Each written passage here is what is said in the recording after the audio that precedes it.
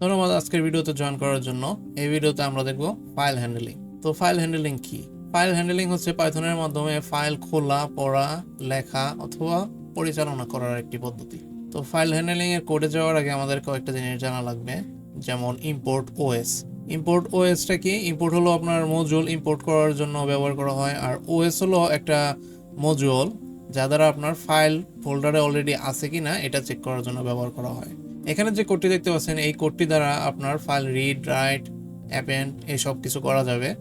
এখানে উইথ হলো একটা কিওয়ার্ড, ওপেন হলো একটা ফাংশন, এখানে আপনার ফাইল নেম আছে। এখানে যে আরটি দেখতে পাচ্ছেন এই আর মানে হচ্ছে আপনার ফাইল রিড হবে নাকি রাইট হবে, এইভাবে আপনার বোঝায়। তো এখানে যেহেতু আর আছে তো এখানে ফাইল রিড হবে শুধুমাত্র, রাইট হবে না। আর এস এফ দেওয়া আছে, তো এই ফাইলটাকে আপনার এফ এর ভিতরে অবজেক্ট হিসেবে রাখতেছে। আর এখানে এফ এর একটা মেথড আছে আপনার এফ ডট রিড, মানে এই ফাইলটাকে রিড করবে। রিড করে ওই কন্টেন্টটা আপনার এই কন্টেন্ট ভেরিয়েবলের ভিতরে রাখবে। এখন আমরা যদি এই কন্টেন্টকে প্রিন্ট করি তাহলে ফাইলের ভিতরে যা যা আছে সব কিছু আপনার প্রিন্ট হবে।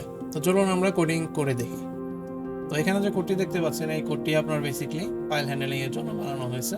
এখানে আপনার দেখেন প্রথমে আমরা একটা মডিউল তৈরি করেছি ওএস। ওএস হলো আপনার ফাইল হ্যান্ডলিং এর জন্য পাইথনের একটা বিল্ট ইন মডিউল। data.txt হলো একটা ফাইল নেম, আর ওটা ভেরিয়েবলের ভিতরে রাখা হয়েছে। এখানে চেক করতেছে ফাইলটা আছে কিনা।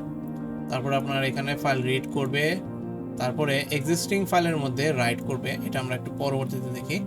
এটা হলো আপনার ফাইল রিড করার জন্য। তো যেহেতু আমাদের এখানে কোনো ফাইল নাই, প্রথমে আপনার কোডটা রান করবে এইটা, কারণ ফাইল নাই তো এটা আপনার এখানে কন্ডিশনে ফলস আসবে। ফলস আসলেই আপনার এই এলস রান করবে। তো এখানে প্রথমে এটা প্রিন্ট করবে, প্রিন্ট করার পরে আপনার ফাইল ক্রিয়েট করবে। ফাইল ক্রিয়েট করবে কীভাবে? ফাইলটা প্রথমে ওপেন করার চেষ্টা করবে। ওপেন করার সময় আপনার এখানে যখন দেখবে যে রাইট, তো আপনার ফাইলটা ওভাররাইট করবে যদি থাকে। আর যেহেতু ফাইল নাই কে, তো এর জন্য এটা ক্রিয়েট করবে। ক্রিয়েট করে আপনার ফাইল একটা অবজেক্ট হিসেবে রাখবে। ওই ফাইলের মধ্যে আবার এই রাইট একটা মেথড আছে, ওই মেথডের মাধ্যমে ফাইলের ভিতরে কন্টেন্ট রাখা যায়। তো এখানে বেসিক্যালি দিস ইজ টেক্সট একটা কন্টেন্ট আমরা ওই ফাইলের ভিতরে রাখবো। এখন কোডটা রান করি। এখানে দেখেন ফাইল ক্রিয়েটিং চলে এসেছে, তার মানে এই কোডটুকু আপনার রান হয়ে গেছে। রাইট হওয়ার জন্য আপনারা দেখেন যে এখানে ফাইল ডট টেক্সটি ফাইল ক্রিয়েটও হয়ে গেছে। আর ওপেন করলে পরে এখানে দেখেন যে আপনার টেক্সটও চলে এসেছে। তো এখন যদি আবার রান করা হয় তাহলে দেখবেন যে এই কোডটা আমি ডিলিট করে দেই। এখানে প্রথমে আপনার চেক করবে যে ফাইলটা আছে কিনা। যদি থাকে তাহলে এইটুকু রান করবে। আপনারা দেখেন এখানে ফাইল নেম দেওয়া আছে, আর এখানে দেওয়া আছে আর মানে হচ্ছে ফাইলটা রিড করবে। এখানে দেখেন ফাইল ডট রিড একটা মেথড আছে ফাইলের মধ্যে। তো রিড করে ওই কন্টেন্টটা আপনার এই কন্টেন্ট ভেরিয়েবলের মধ্যে রাখতেছে, তার পরবর্তীতে প্রিন্ট করতেছে।